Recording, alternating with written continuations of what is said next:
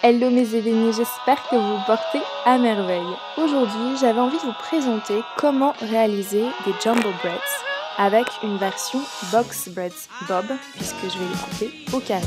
Donc en fait, ça fait jumbo box breads bob, je ne sais pas. Je vous laisse me dire en commentaire si vous connaissez ou pas cette coiffure. Alors c'est parti.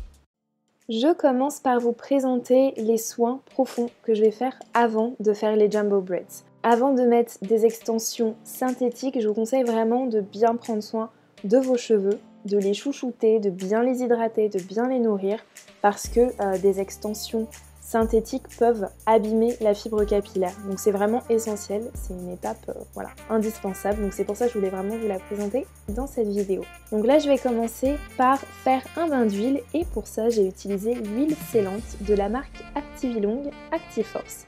Donc c'est une huile que je vais appliquer sur mes longueurs et sur mes racines et qui est à base de carapate et de palma christi. Donc je vais en profiter pour me faire un massage du cuir chevelu. Ça permet vraiment d'activer la pousse, surtout avec l'huile de carapate. Et c'est vrai que j'y pense pas toujours et c'est vraiment au moment de mes soins que je vais faire le massage capillaire. C'est vraiment voilà, le moment privilégié pour me faire un massage capillaire dans la semaine. Je place ensuite un film plastique sur ma tête et en fait il va permettre de maximiser la pénétration de l'huile, de ses actifs dans mes cheveux. Donc je vous conseille vraiment d'utiliser un film plastique et un bonnet autochauffant pour maximiser la pénétration des produits en fait que vous allez appliquer sur vos cheveux. J'ai laissé reposer pendant à peu près 30 minutes et ensuite je suis passée au shampoing. Donc là j'utilise un Lopou, donc c'est un shampoing non moussant de la marque Yves Rocher. Donc en fait c'est une crème lavante qui va vraiment permettre de nettoyer les cheveux en profondeur mais en douceur en fait, tout simplement. Vous n'avez pas de sulfate, pas de silicone. J'en ai appliqué sur mes longueurs et également sur mon cuir chevelu. Généralement c'est uniquement sur le cuir chevelu que je vais appliquer le shampoing, mais là en fait dans les conseils d'utilisation ils recommandent d'appliquer également sur les longueurs. Donc voilà, j'ai respecté les conseils d'utilisation, ça fait à peu près un mois que je l'utilise et je suis plutôt contente. J'en profite à nouveau pour faire un massage capillaire et cette fois-ci je vais utiliser une brosse électrique de la marque Vitagood. Pour le temps du massage capillaire avec la brosse, c'est à vous de voir. Moi je vous avoue que je fais entre 3 à 5 minutes parce qu'après la routine n'est pas terminée derrière donc j'ai pas non plus envie de passer 10 ans sur mes cheveux. Et donc là, on passe au masque. Et là, pour le masque, j'ai utilisé le Stellar Strands de Kinky Curly. Donc c'est un masque hydratant que je vais appliquer des pointes en remontant jusqu'à mes racines.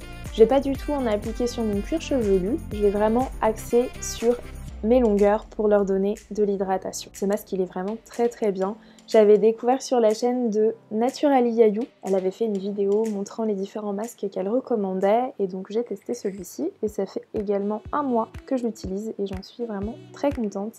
Il est à base de macadamia et d'huile d'argan. J'ai laissé reposer mon masque pendant 15 minutes sous un bonnet auto-chauffant et là maintenant on va passer à la préparation des cheveux pour la pose des extensions. Donc là pour ça, je vais commencer déjà à sectionner mes cheveux en différentes sections, voilà, pour pouvoir placer les extensions. Bon, je vous avoue que c'était un petit peu compliqué, comme vous pouvez le voir, le tracé n'est pas très net au début, mais voilà, vous vous y reprenez à plusieurs fois, au bout d'un moment ça ira, vous aurez un tracé assez net.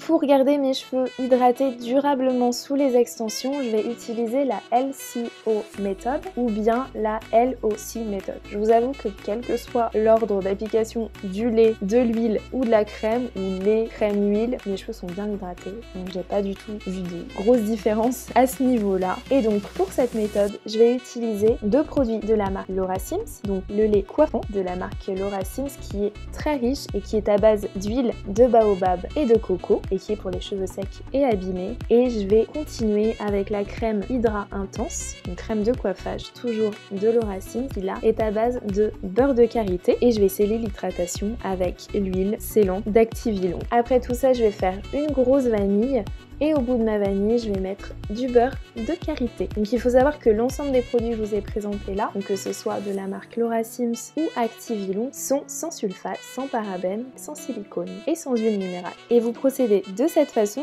sur l'ensemble de votre tête. J'ai un petit peu laissé sécher mes vanilles et ensuite j'ai commencé à réaliser les Jumbo Bread. Donc comme vous pouvez le voir, j'ai déjà fait une bonne partie de ma tête, mais j'en ai gardé quelques-unes pour vous montrer comment je procède. Donc là je vais reprendre un petit peu de crème de la marque Laura Sims que je vais appliquer vraiment au niveau de la racine pour bien plaquer mes cheveux. Vous pouvez utiliser du gel ou du beurre pour bien plaquer. Moi je préfère le faire avec une crème, quelque chose un petit peu plus léger, parce que si je mets quelque chose d'un petit peu trop lourd, mes cheveux se salissent très vite. Pour réaliser mes Jumbo Braids, je vais utiliser des mèches Ultra Braid Expression de la marque Ultra en couleur 1. Donc normalement je suis en couleur 2 généralement, et là il me restait que des couleurs 1, et je vous avoue que j'avais un petit peu la flemme d'acheter une nouvelle mèche, donc ça se voit pas trop, ça va. Donc là vous allez faire une boucle et vous allez entourer vos cheveux au niveau de la racine. Vous allez bien plaquer au niveau de la racine.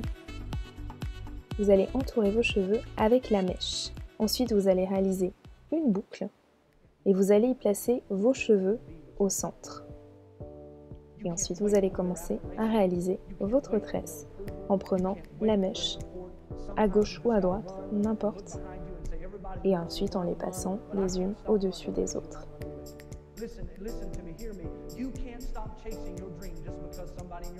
Au niveau de la pose des extensions, c'est assez simple. Ça peut prendre un petit peu de temps au début, le temps que vous compreniez bien comment prendre en main les mèches, mais après c'est vraiment très simple.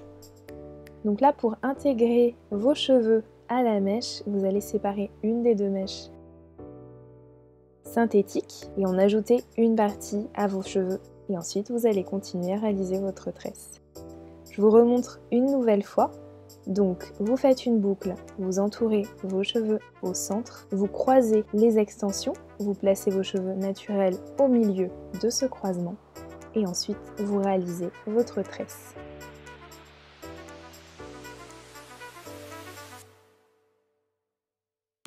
Pour que vos cheveux intègrent complètement aux extensions, vous séparez une des mèches synthétiques et vous rajoutez une partie de ces extensions synthétiques à vos cheveux. Et ensuite pour la fin, étant donné qu'on est sur des grosses tresses, je vous conseille plutôt de partir sur des élastiques ou bien de les brûler. Moi je suis pas trop fan du fait de brûler les extensions, je trouve que ça fait plein de fumée, en plus ça accroche au niveau du pull, les pointes elles sont vite dégueulasses je trouve, donc je préfère mettre des petits élastiques. Et donc là on va réaliser le box braids bob en coupant les extensions.